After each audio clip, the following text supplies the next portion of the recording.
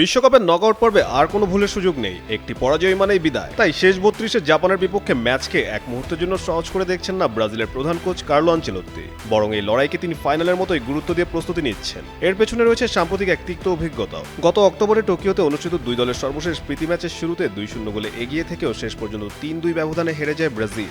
সেই ম্যাচ থেকে গুরুত্বপূর্ণ শিক্ষা নিয়েছেন বলে জানিয়েছেন আনচেলত্তি। মজুব বিরাট কারবার, জিতে নাও ফ্যামিলি কার, স্পোর্টস বাইক ছাড়াও লক্ষ লক্ষ নিশ্চিত গিফট। ম্যাচের আগে সংবাদ সম্মেলনে ব্রাজিল কোচ আরও বলেন, ওই ম্যাচে বুঝতে পেরেছি জাপান বিশ্বের সেরা দলগুলোর একটি। আমরা তাদের পুরোপুরি সম্মান করি। এই ম্যাচকে ফাইনাল মনে করে প্রস্তুতি নিব, কারণ আমাদের কাছে এটা ফাইনাল।